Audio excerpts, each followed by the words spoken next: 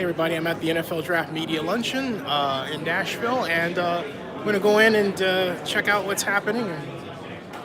Here, we're at, it's called the George Jones Music Place or whatever. Cool. All right.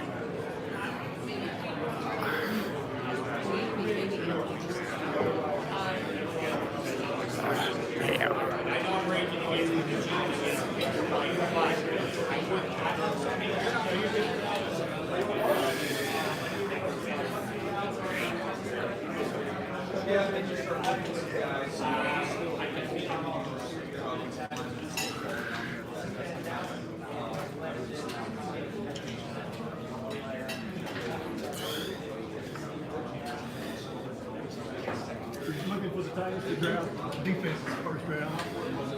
It's a defense-rich draft. There's a lot of issues out there. Yeah, I like it. What went the other way? DK's there at 19. Go after that. I don't know that I do. I mean, that's something that obviously John Rollins and Matt Ring. I like DK. Josh is big and as strong as powerful as he is. I don't think change direction and that's something that people need and something that you really want. Remember, they've already got a big receiver out wide for Davis. So you got a guy there. Could he pair him and go with bigger receivers? It's not a bad idea in a way as well, because you give your quarterback wants to get a target. Catch radius, get those throws out to these big guys with big bodies, not big awesome. So DK could do that, but I don't think so. Go in that direction. Charles, Keith from the University of Missouri. I wanted to talk to you about second quarterback off your board. How does he fit the Denver Broncos scheme going out there? Of course, John Elway, the general manager, success with the Broncos. Yeah, he kind of fits John Elway as a player, although let's not make that the pure comparison. John Elway was awfully special. Right, John Elway was no question a top player in his draft. Probably could have made it pro baseball if he wanted to. There's a specialness to him. Drew's a terrific athlete. We know he could have been a basketball player, the whole deal. But he plays in a way that's similar to John Elway. If you go back and watch Elway's tapes, the buzz phrase off schedule, off platform, we're using the heck out of it right now. You're hearing it all over the place. Every draft has different buzz phrases. That's one of the biggest ones for quarterbacks. Go back to Drew's pro day. They didn't just script regular throws for him. They scripted true off-platform, off-schedule throws, what they call second reaction, third reaction throws. Drop back in the pocket, don't have it there, move there, don't have it there, go there, throw off your back foot, throw off of this. That's what he does really well. Go back and watch John Elway's tapes. It's almost, I said it's carpet cocky. Because you see elements of that in his game, plus the big arm. That's why I think that a John Elway would be interesting. Do you think he competes with Joe Flacco for that starting position for the Denver Broncos? I don't think so right away. If they did take him, they brought Flacco in for a reason. A veteran guy who's won a Super Bowl. They want to get established that way. But this, if you draft a quarterback, as soon as they possibly can, they would insert him into the lineup, and the Joe Flacco experiment would be over. But by all indications, they're trying to make that an extended deal. But it all comes down to, do you stay healthy, do you play well, and do you draft a quarterback at 10? That'll be the interesting thing for Denver. Charles, I wanted to ask. Nice meeting you. Could you tell him, hey, for me, Ms. Zoo? Good to see you. I think that his best football is ahead of him. Talking about Jarrett Stidham, I think that the last year wasn't terrific. Offensive line issues. They didn't play up to capabilities. They were a top 20 team. They didn't come close to beating that team. But when I watch Stidham, throws a pretty ball, does a lot of the good things in and out of the pocket. The big thing for me with him is pressure. Will he hold up versus pressure against him? Can he make those adjustments versus the pro guys coming at him? I think he has that opportunity, but I don't have him super high in terms of where I would place him in my quarterback rankings. But I also think that his best ball is ahead of him. If he can solve that issue, he throws the ball pretty darn well. I mean, I love that. Plus, I think there is an innate toughness to him. Remember how he started college? The Bama thing doesn't work out. He's got to go to JUCO, work out with high school kids for a while, comes back, gets it done with, Auburn, ends up having a big year 2 years ago. He's bounced around a little, so I don't think he'll be phased by anything. If there's a bump in the road early, I don't think that'll phase him. Like, if he's seen what I went through to get here, that'll allow him to battle. You've seen the teams that his style. I think that in the NFL now, we're finally getting to the point where coaches have figured out, I'm going to coach your kid for who he is, as opposed to saying, you have to fit my scheme. Because, it's almost like watching that movie, Mr. Holland's Opus years ago, where he said, well, he can't do it, he just can't do it. And Eddie Thomas said, then you're a lousy teacher. In other words, figure it out, teach him, coach him, get him right. And so I think that's how it is in the NFL now. Very few guys left in the league that go, guess what? You can't fit my system because they do what I do. In other words, they figure it out. How was Brian Burns as a run defender? I know he's pass rushing. Yeah, he got better last year at Florida State. If you watch the tape, he got a lot better at doing that. What happened with Florida State was they had such a rough year, Dave, that I think that what happened was he tried to make a play on every down.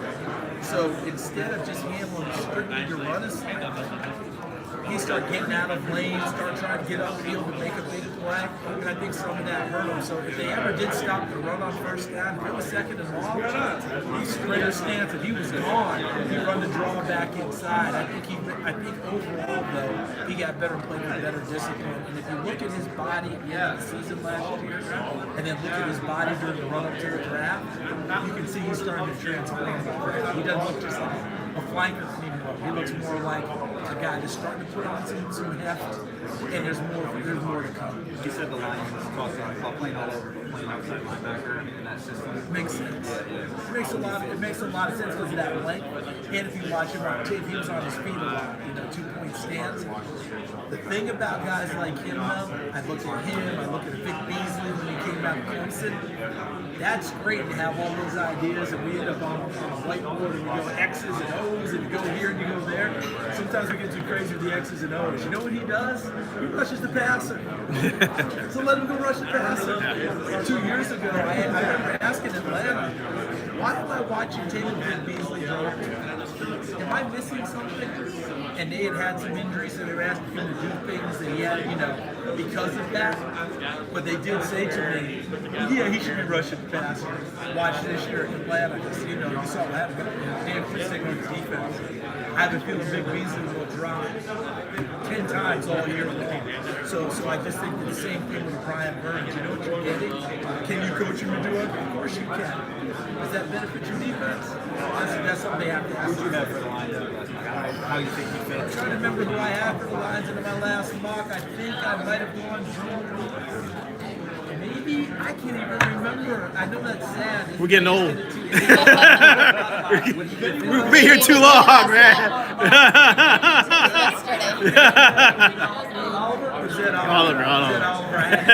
It's funny because Oliver was down there, and lately all my colleagues, I see a lot of my colleagues have him like 3 or 4. And Oliver's going all the way up. I've got him at 8, and everybody's looking at me like I've got, in the middle of my head. A week ago, it was at 12, 15. Hey, can we be?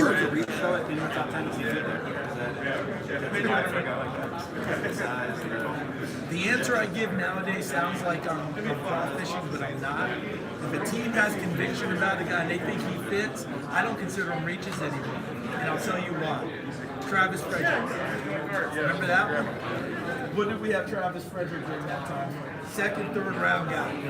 Cowboys took him at 1 and go, whoa, what? How many Pro Bowls, how many All-Pros? That worked. Dwayne Brown. Late in the draft, the Titans saw a run on left tackle. They needed one. The Texans, they needed one badly. They actually, I don't know if they traded back in or if they sat there. They ended up taking Dwayne Brown, and many people had a 3rd round grade on him. I remember him like it was yesterday. 1st round guy. I think that's worked out well. So I'm not saying they all work. You and I both know they don't all work. But the team has conviction. I don't really look at it as a reach as much, although most people will probably have 50 teams. Hey, Charles, I got to ask you from an entirely different perspective. We've done this a long time. You and I, okay? Yeah, once or twice. All right. Ride one more time. This table used to be empty, man. I said, you're the genius. The 900-pound gorilla in the room is that Mayock's not here, so you're like the acknowledged genius, all right? No, that's the end of Jeremiah. Talk about, first of all, Mayock with the Raiders, your thoughts, and that whole business with the scouts being, excused, Mike Mayock, as you know, tremendous friend of mine, tremendous colleague, and did a phenomenal job here in the years he was here. Mike approached this job like he was an NFL scout. So if you followed the trail all year long, and you were at pro days and all that other stuff, you saw all of them? Mike Mayock, who was in the middle of the scrum, timing, doing things. I'll never forget, I went to USC with him years ago. And you remember when USC's pro day was like the Oscars? Yeah. Okay, everybody. Yeah. I mean, it was a big deal, man, because they were just loaded with talent. Yeah. I had my son with me. He was pretty young at the time. Now we're talking about real people, not people that were faked by the parents, right? No. These Just checking. These are the real ones. These are not photoshopped in on an ergometer. Gotcha. Okay, cool. So he has my son, who's probably 7 at the time, and I'm looking for my kid. Can't find the kid anywhere, and the scrum breaks after the 40s. And right there at the 40 line with a stopwatch is Mike Mayock, and right next to him with a stopwatch that Mike gave him is my kid.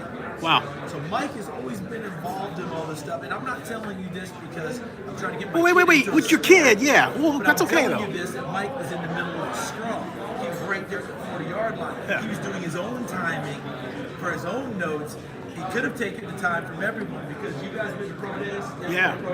So you know what it's like at the end of the pro day, right? At the end of each session, all the scouts gather and they read off all the stuff and they compare notes and they do that. Mike could have done that. Mike was doing his own timing. He wanted to know for himself. So he did that and he's always done it. He gained the respect of the scouts around the league in all 32 places, all of their buildings, by what he did, by showing up. Mike didn't come and announce himself. He just announced his work. So when he got the job, I will tell you a true story. When I run into the scouts, people around the place, there's 2 reactions. One, non-scouts, non-football people, or whatever. Wow, TV guy's gonna go be the GM? Right. How's that gonna work out? Blah, blah, blah, blah, blah. When I ran into scouts, personnel people around the league, know what I got?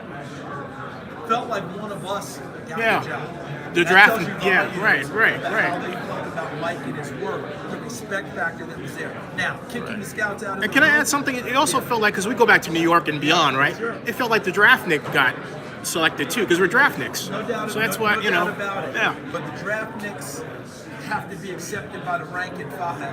Well, He was accepted by the rank and file because he was able to get in there. Noted, And yeah. many of those occasions we never heard about when Mike was in a building. Mike was there visiting with a head coach, visiting with a GM. We never heard about those. But all 32 Mike got into.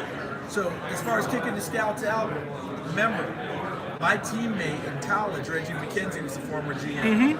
Those are all his guys. Okay, for the most part. Okay. It's not just that they weren't his guys, it's just that he and John Gruden as the head coach, I think, want to just tighten the circle, keep the board clean, and I will tell you, go to 31 other places, try and walk in a building and try and get on the floor where the draft board is, you might get taken But down. look, I got non-disclosure. It is I gotta ask you. everywhere. I have non-disclosure agreements in my computer because I have my own company. Why can't they just have people sign them? You can do all of that. They do work. Listen, I can tell you as a guy who files lawsuits, they work. They could do all that in the football world. They don't want. I don't know that they don't want to get into that as much as they're. Maybe they just don't know about them. Tight. Maybe they just don't know about them. Maybe, but I tell you, for them, that would be like an extra piece of paper. I'm just gonna keep it tight. The guys making the decisions are going to do it, and you bring me your reports. Appreciate it. You did your job. Nice report. That was great. This is wonderful. Terrific. And I'll make it a darn decision. All right, real quick shift gear. Why did Dwayne Haskins fall in terms of reports that he was falling, or did he fall? Who knows if he actually fell? And that's the thing. It's us in the media who are getting this from somewhere. And remember, there are 32 ministers of disinformation out there right now. Every club is sending out stuff, whether they want to send out red herrings, whether they want to send out stuff to make you think I'm not going there. I still remember when Jay Cutler came out and got the phone calls from the Denver Broncos. He was like, "What? What?" And they were like, "Why was that such a big deal?" I haven't talked to anyone from Denver. No one called him. No one worked him out. No one did anything. Why?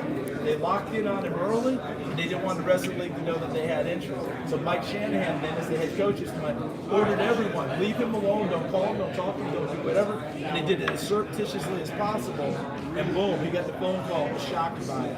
That's why I just say I don't know that he's actually fallen. We will find out come draft night. And even if he goes later than maybe people like me might expect, or people like you or whoever, that doesn't mean that he was evaluated higher or lower or whatever. It just depends on how it goes. Plus, as I told someone before, teams have convictions about who they like. So every board says something different. If Haskins doesn't go to this team, well, maybe that team didn't have it. This team over here is like, hey. We really want you. So we'll see, because you know it all starts with quarterback. If Murray goes 1 as expected, and I still expect him to go 1.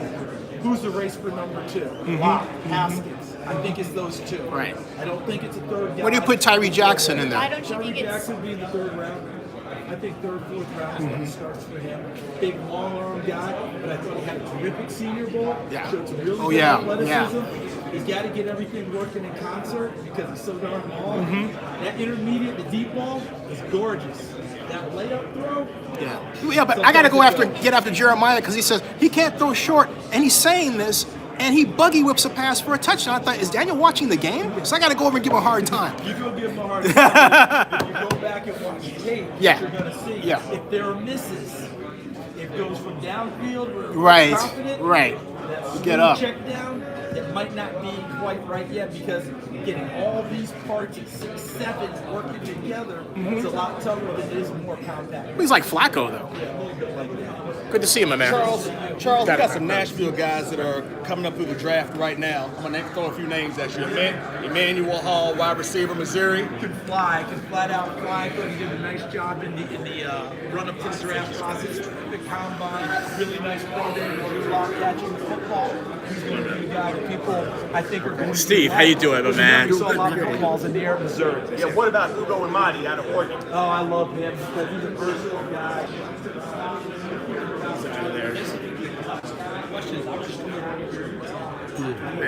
Hey, how you doing, man?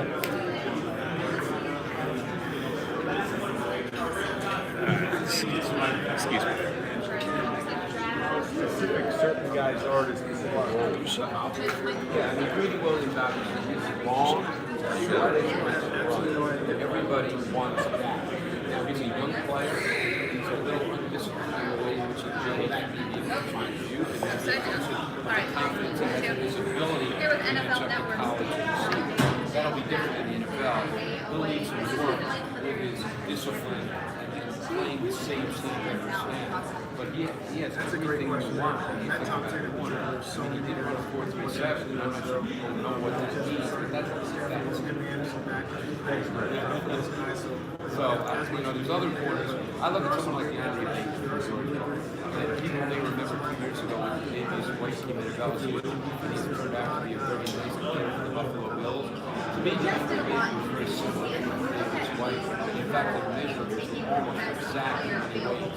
So I expect Baker to be, if not a spectacular corner, but a really good corner. All right, one more philosophical I've been there a couple times myself. My 9 years of NFL. We always have which was picking your friends, which means we earned our way here. We need to have someone who's an impact player. If you're in the top 10, you're Great not question. an impact player. If you don't see someone who's an impact player, we'd like to see trade out, so we can get some picks and after 5 years, pick them all. I think there's a much greater You want someone that's going to influence your situation. The Jets obviously don't have a second. So obviously, the West is going to be one vote. But I think the emphasis on interior pressure may supersede not that the edge is important, but I think that interior pressure is really valuable. The way I say it is, if you're an interior guy, you don't get a director, Needs to be right. That's supposed to be one thing. One chance to be right. trade back and turn that quick into 2 or 3. That's That's the difference. And I think that's fair. And I think that's what Susan wants. There's not a lot of merit on it. But I think people are now using those terms. Who can we get that can create immediate inside pressure on the quarterback? And as you well know, Ross, having played offensive line, that's the last thing quarterbacks want. They do not want people in their face. They want to be able to step up and deliver the football comfortably. They want to be able to see. And so that interior pressure, I think, has clearly increased the importance. it was more so, it was more Appreciate it, Ross. is where does he fit in the grand scheme? Whereas if we left tackle, guard, linebacker, if we don't get the top left tackler, we can get the top guard. Let's take the top guard and send him back to the tackle, and that's a pass. So it's really how all those things play together for the organization philosophy.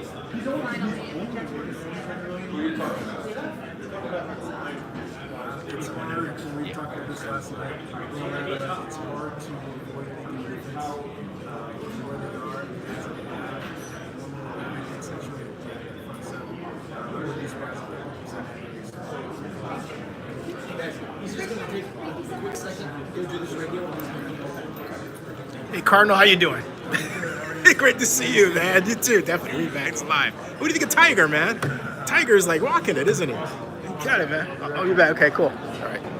Well, that's Stanford head coach Davis Hall. We're live, and hey, man, how you doing? Tell him what you're thinking. Chilling, man. Chilling. I'm in another draft. I'm excited, man. It's going to be another, star-studded night again. Yep. I'm in Nashville for the first time, so this is extra special for me. But just being in this environment, man, being able to soak it all in with these players and coaches and NFL Network analysts and seeing the city.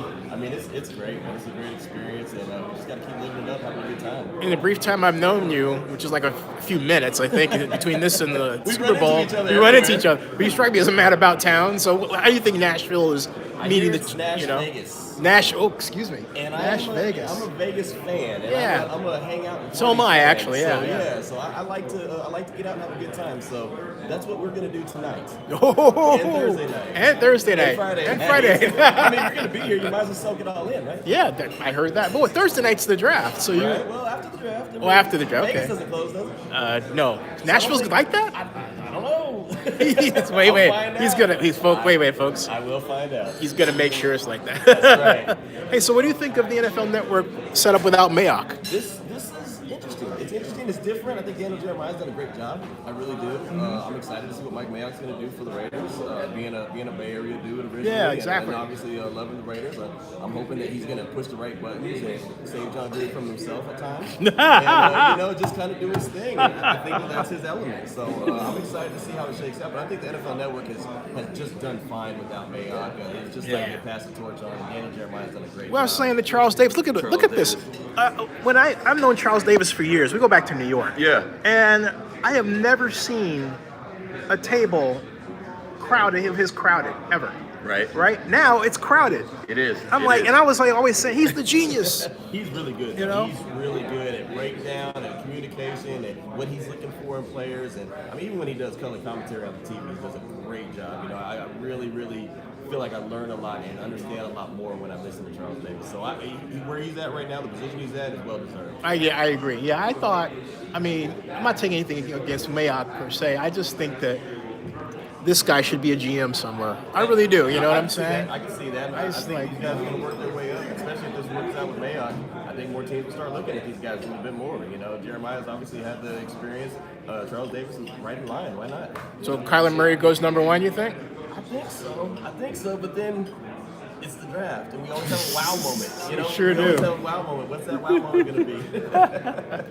That's what I want to know. What's it going to be? Is Shaw coming back this way? Yes, David Shaw should be coming back, so that's why we're hanging out. Yeah, we're hanging out. So we're waiting. We're hanging out. We're waiting for David Shaw. You're hanging out with us, waiting for David Shaw. I'm hoping the food lasts. What time is it? Because I can't. 12:50. Yeah, 30 minutes. Got 30 Probably minutes. won't last. I hope it does. But there's food over there. There's like a buffet they set up. You can't see it from here. All right. Then Daniel Jeremiah's crowded over that way. You can smell it. Yeah, that's true. You can smell it. But for those of you who don't know, David Shaw is the winningest coach in Stanford history with the exception of, I believe it's Pappy Waldorf. I believe, no, Pappy Waldorf is Cal. But at any rate, he also given a TED talk on how he approaches Stanford football coaching. You gotta see his TED talk, man. Okay, It's something okay. else. And he just has really, I felt, remade the game. Cal could beat him if Cal hired one of his assistants. Yeah, yeah. Like when they had Pep Hamilton. Right. Right? Yeah, yeah. And oh, by the way, introduce yourself. Your boy Q, ESPN Central Texas. Yeah. Do a whole lot of different things. You can That find me doesn't all mean over the place. Quincy Jones. No, not at all. Not at all. Not that talented. Not at all. Not at all. I'm just Q because my name is hard to pronounce, so we had to break it down and dumb it down to Q. But I'll take that. Well, pronounce your name. Keont. Keont. Yeah. That's cool though. Which is easy if you try, but starting in third grade, my teachers didn't try, well. so it just was Q, and so I rolled with it. And it's okay. My mom still called me Keont though. Were they Oakland Public Schools? Just kidding. No. I was in was- Pittsburgh. I was in Pittsburgh, Cali originally. So, but yeah. Nothing against Oakland, of course. No, I love nothing Oakland. at all. Nothing at all. I live in Oakland. Love the city. Love the city of Oakland. Love the city of Oakland. My mom's an Oakland Tech alum. Oh, look, I'm Skyline. Okay. Yeah. Yeah, mom's an Hanks. Oakland Tech alum, so there you go. Man. This is actually pretty cool. I will have to say though, this is a different feel because I'm used to seeing Tony Bruno here. Yeah. I didn't see him. No. And actually, the media's shrinking, don't you? I think so. I expected to see a lot more. Yeah, I know. I don't know. I flew out of Dallas and there was a lot of crazy weather. I was supposed to be here last night and I just got here this morning because our flight got canceled and Oh no. it was nuts. And the parking garage was flooded. It was just crazy. So I heard that's why Kyler Murray didn't make it earlier today too. Is because I was told he had a family engagement. Maybe that's why he didn't make it. I don't know. something like that. I don't think he made it out of Dallas. Maybe he lied to the league. Excuse me. Whatever. I don't know. He didn't make it out of Dallas, so I don't know. Wow. Yeah, that was rough. It was really rough. What do you think about Marshawn retiring? It was about time. It was time for him to do. I mean, he did his thing. He went to the Raiders and lived up his childhood dream. And I think that was great for him. He's done a lot of great things for the city of Oakland. Yep. He's a real good ambassador. A lot smarter than he was given credit for. So. I always thought he was a genius. So I never. I can get on board with that. And, I think the thing about it is that people have this tendency to assume that if you talk an Anglo sort of way, you're smart. I mean, they just kind of look at him from a distance and put a character on him and say who he is. But he's a smart dude. And he knows what he's doing. And He went to got a lot Cal. of wisdom. Right, exactly. You're not a dummy to go to Cal. No, not at all. Dummies don't get into Cal. Right. So, it is I'm what a it card-carrying member of the Cal Alumni is. Association. Nice. That's me, definitely. We're still waiting for David. Where Yeah, is he's David? doing radio. You know how that goes. Oh, he's over there. I'm Oh, assuming he's on a 15-minute radio segment. he's doing radio. Jeez. I'm assuming that's what it is. He's doing radio. I should have got a plate. You know what I'm going to do? I'm going to go over to Jeremiah and give him a hard time. There you go. His is starting to thin out, actually. All right, I'll be right back. All right. I want to go shoot over there at Charles Davis, but the minute I do is when David Shaw will come back. Yeah, I know. That's, I'm going to... So See, I'm live, so I'm going to go... Yeah, there you go. Yeah, Just yeah. kind of shoot around. Yeah, exactly. All right, bro. All right. I'll be here, holding it down. Got it. All right, folks, I'm going to take you on a ride. Hold on. So we're going over to see Daniel Jeremiah with a proviso that as soon as David Shaw becomes available, we're breaking ranks. There you go. There you go. All right, see ya. All right. Okay.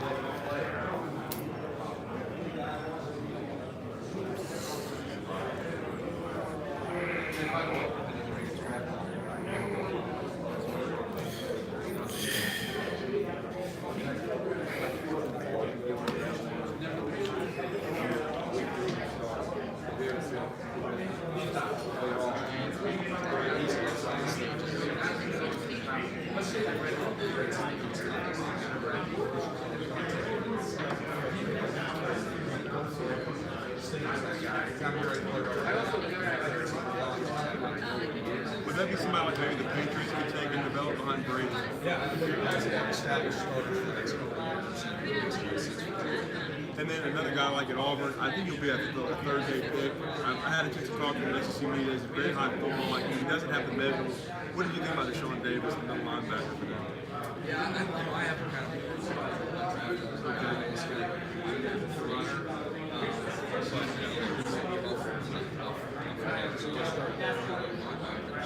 It's a tough, it's a good place to start. This year's class, to be honest with you, I'm very linebacker. So that could benefit you.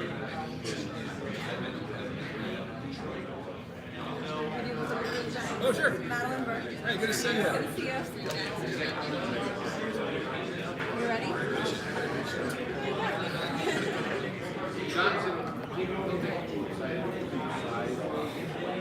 I'm Madeline Burke out here in Nashville, the 2019 NFL Draft Draft Bill Jeremiah, and you're the ridiculous set priority shortage of the best players in the draft. But when you look at the Giants and the draft position, they're in such a first round. What's your It's a great question. First of all, I take Dave Gettleman as a word because he's one of the only guys in these press conferences that actually you can take him. He says it's a bank.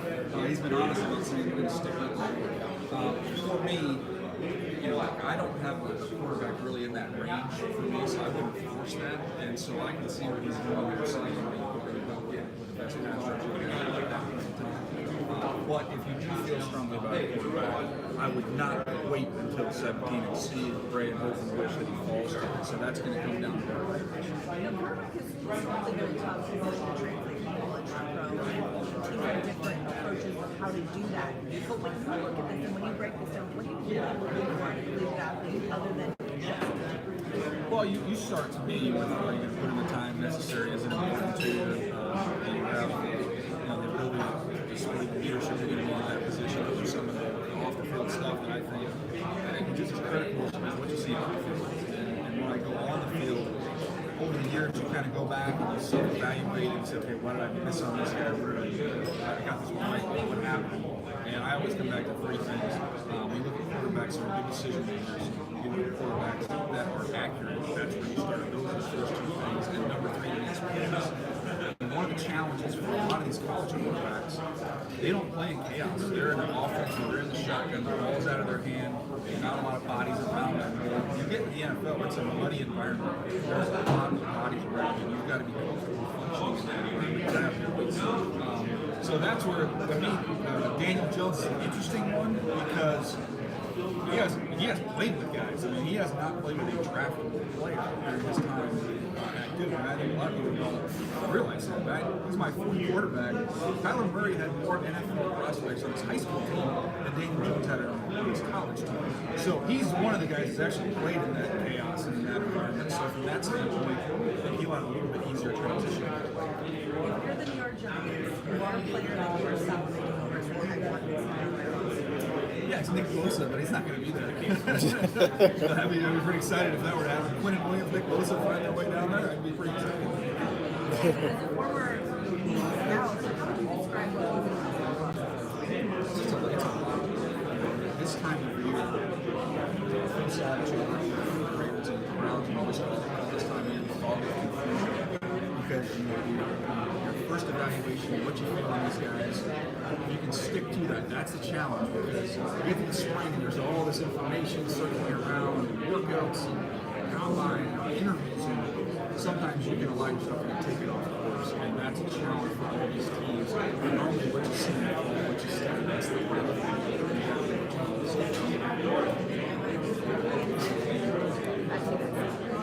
You good? So, Matt from Nashville. All right. It looks like it's three spots. Offensive line, Yeah, that makes a lot of sense. I think they're going to have good options at all those spots. And when I kind of go through the different scenarios and run through it, to me, I came back to the decision being between Hawkinson from Iowa as a tight end, and then really two offensive linemen, Jawan Taylor and Joe Williams. Trying to sort out between those three guys what makes the most sense. I advocate strong for Hawkinson, not only as a player and believe in what he can do, but even just look back at Conference from the Parcells trade. Conference time in New York, we're going to have a guy like Jeremy Shockey and the attack he had. You go to Parcells, you go all the way back to Navarro, you can go look at Jason Witten with the Cowboys. There's so much value in having an inline tight end that can help you in the run game as well as more than functional as a receiver. So I think that one makes a lot of sense to me. Fortunate a little bit on that side, do something to help you hold you just for 100 That's the other thing, is normally the rule of thumb is wherever you make your investment, you want to make that investment look smart.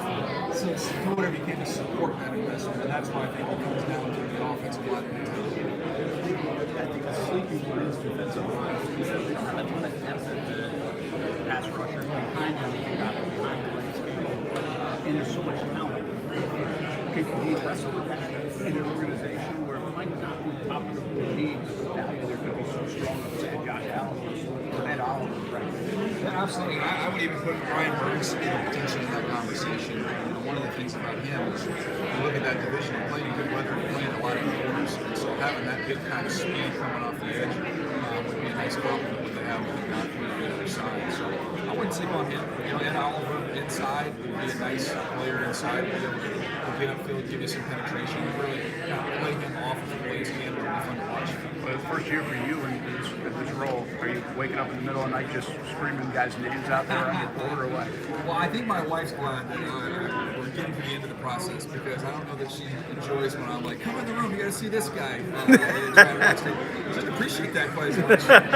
So, no, I tell people that this is, I have those pinch me moments where it's like, man, I can't believe that this is what I can do. Watching players is fun enough. I get a chance to go out there and talk to them and then have an authentic real-time reaction to what's on Thursday night. Hey, Daniel, Zennie Abraham, nice to see you. Great, buddy. Great to see you. First of all, proud that you're here, and God bless you for everything, man. Hey, thoughts about the quarterbacks? Well, first of all, Mayock. What do you think about this post-Mayock? How he's doing with the Raiders? What do you think about him with the Raiders and everything that's going on there? Well, first of all, I'm excited for him. It's something he's thought about for a long time, and just kind of waiting for it to get the right opportunity, and this was it. He's not tiptoeing into it. I mean, they've been aggressive in free agency. Yeah. Spent a ton of money trying to upgrade this roster, an aggressive move, bringing in Antonio Brown, and then now you got 3 first-round picks. So I know he's busy, but I know he's having a blast, and this is going to be a draft for them to get foundation pieces. Right. Culture builders, foundational players. I don't know what the focus needs to be on trying to hit home runs against superstars. This is to get rock solid guys that are not going to get into place. Hey, give me in order who you think the quarterback's going to go. Like, I know, just Gosh, how these quarterbacks are going to go this year. This is wild, isn't it? Yeah. I have the way I have them evaluated. I have it Murray, Haskins, Locke, Jones. If you're going to ask me which way they come off the board, I would say Murray. I still believe will go number 1. I'd say Haskins ends up going 2, and I would probably flip and say Daniel Jones and then Locke. Yeah. But I would not be surprised by anything. There is so much uncertainty in the street. Well, I got to ask you about Tyree Jackson because you're calling the Senior Bowl, and you're saying, well, Tyree, he has to shorten his delivery. Yeah. And as you said that, he buggy whipped in John Vicenda narrative a pass. Yeah. And so I made this video. I was like, Daniel, you missed it. What's going on? So I love new media, right? Yeah. So let's close that loop. What was going on there? Let me have it. What happened with that? Was it just a matter of him improving his game, or because he scored 2? I was saying to John Gruden at the annual meeting, he scored 2 touchdown passes in that quarter, and he just lit it up. Yeah, deep balls. Yeah. He just the issue with him is that you can watch 10 throws and you will not see any carryover from one throw to the next. That's true. That's what he has to work on. That's what he has to do. Consistency. So you'll see sometimes where he's dropping the ball. You'll see other times where it's tighter. Feet can be a little bit wonky. It's hard.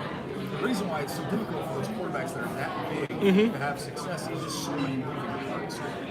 So it's being able to find that pattern and consistency to move forward. You can make a play. I've said this before. You can make 15 plays right up in front of like the first pick in the draft. But when I saw him, he looked like a giant Mahomes in that game because someone was talking to Daniel Jones, and Daniel was doing this, and all of a sudden the crowd's going nuts, and this guy's just lighting it up. He's moving to the right, throwing it back across the field. I'm thinking, what am I seeing here?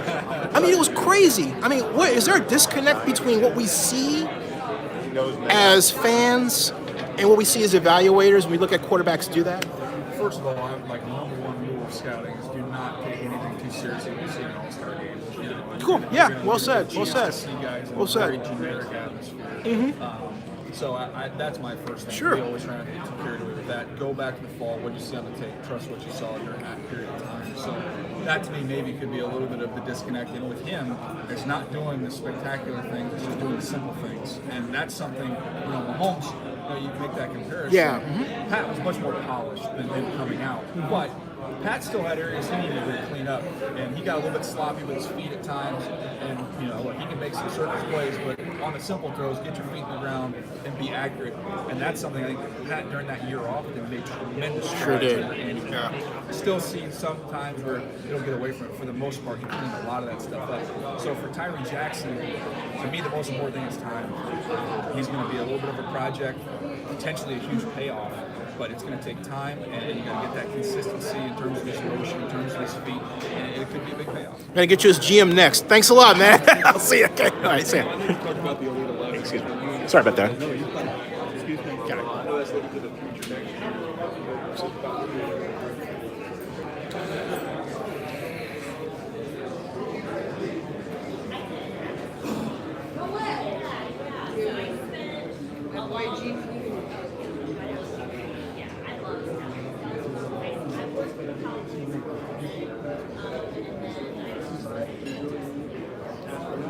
I'm looking at Tom, though. They're probably fixing to yank him up. I'm live. Oh.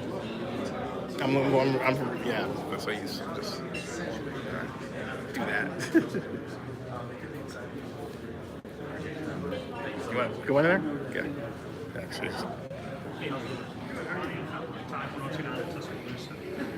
When you have a chance to watch your players,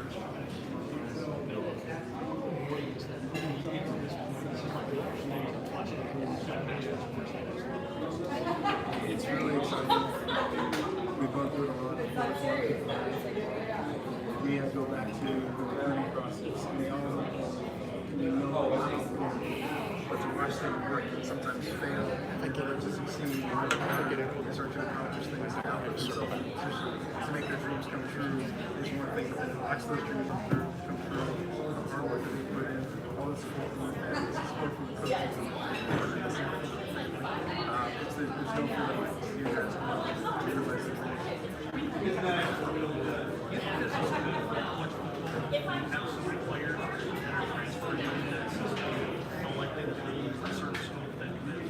I understand the purpose for it. I'm not one of those guys who's going to be attractive. Our age today, I know two things. The number of guys that transfer, guys that transfer, a lot of people graduate. And ultimately, when you're still first year in college, this is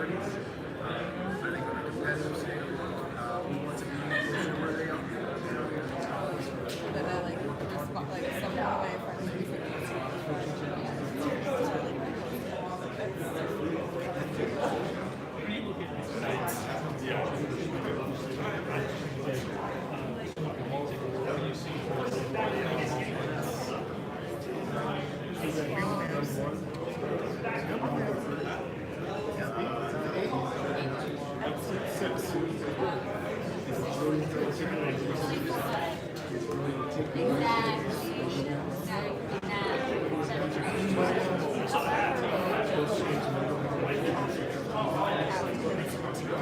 right, cool. Great to see you again. Yeah, Stanford head coach Dave Shaw and NFL Network media analyst rather. Coach Shaw, first of all, Bryce Love, status and how's he doing coming along and entering the draft? He's on the mend. He's actually here this week. We're going out to lunch after this. He's ahead of schedule. He's already going through cone drills and ladder drills and straight ahead running. I think he starts cutting pretty soon. He's on track to be ready for training camp and hopefully full speed by game 1 of the NFL season. And whoever has him, I think is going to have an explosive player that has a chance to influence every single game. I'm going to ask you a question that's Bill Walsh related because you built arguably the most successful program in Stanford, one of the most successful programs in Pac-10, Pac-12 history. How much of that, or what you do, is informed by what Bill Walsh did in his book, Building a Champion? A lot to do, honestly. Bill coached me for 3 years, played for me for 3 years. He and Coach Gruden are two of the biggest football influences on me. Bill's philosophy of attacking systematically, I think it's unmatched in coaching.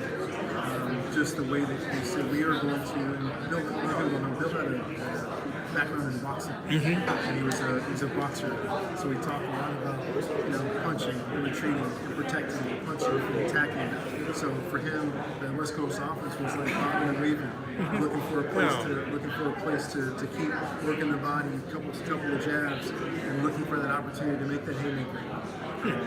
That was his philosophy of offensive football, and I think we have that same philosophy. We want to be efficient until it's that time for that knockout shot and we can be explosive. And on that note, because you've brought in a lot of, I call them tiny innovations to the game that people don't really pay attention to unless they happen to be a fan like myself, to be frank. How has the approach changed of the West Coast, or what I prefer to call the Bill Walsh offense, as you've designed it? Because you installed the read option, you made a lot of tweaks that I think are fascinating. And that to me is one of the great things about Coach Walsh, was that he was always growing and adapting, and I have the philosophy too that most of the best coaches are great thieves. Yeah, we talked about that last time, remember? Yes, we look at what other people can do, right, and without sacrificing our principles, what can we adopt from other people that helps us and adds to what we do, as opposed to changing what we do. So we are a lot more shotgun than the West Coast offense. So it's a very rhythm drop oriented way to make some adjustments to route taps, etc., in order to handle the West Coast offense that plays from the gun. Adding the zone read, but working that within our system, not being a complete gun, but adding that to our system, adding the play options that go, actions that go with that, which is always a build-up thing, which is look at your runs and develop your play actions off of your runs and make sure all those things work together hand in hand. So that philosophy for us hasn't changed, even though how we look sometimes does change. I got to ask you because Kyler Murray plays in what some people call an air raid system. Mike Leach is the architect of the air raid system. You have to compete against him. What is it about the air raid that now it seems to be invading college football and or will it invade the NFL? What are your thoughts about that? I think there are certain versions of it alive in the NFL. I think there are certain principles, honestly, that aren't that different than the West Coast offense.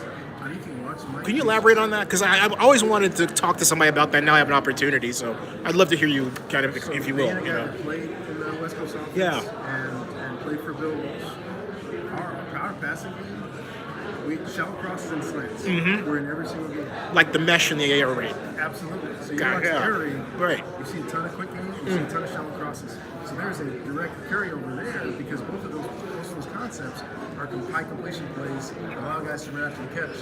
So now we're getting the ball out of our hands quicker. We're getting the ball into guys' hands so they can do something with it. So you watch the old West Coast offense. You watch Roger Craig run the Texas route and catch the ball and break tackles. You watch Jerry Rice run the shallow cross and come out the back end. And John Taylor doing the same thing in slant routes, etc. And you go to turn on Oklahoma football and you watch these shallow crosses. You get Hollywood Brown and run a 60-yard touchdown on the shallow cross. Hit the guys on slants. Speaking of shallow cross, when is someone going to bring back the bingo cross? I mean, that was a cool play with Roger Craig, the two halfbacks crossing. Absolutely. No one does it anymore. Come on, coach, you got to bring it back. It's in the playbook. Yes. Now I'm saying this. I'm a Cal guy on the alumni board. But you know what, folks? We got to learn from the best. He's right across the bay. This is the best. This guy's the best. And if you haven't seen his TED Talk, everybody here, you got to see his TED Talk. You know, you've seen his TED Talk? Yeah, the best. Thanks, man. You got. God bless you, my man. Cool. Okay. Good to see you. You're next. Good to see you. You got it. So you got to see the coach's TED Talk. And folks, I'm going to get to. I'm sorry about that. Before it closes out. And thanks for watching. Thanks for watching. See you. If you haven't subscribed, please subscribe.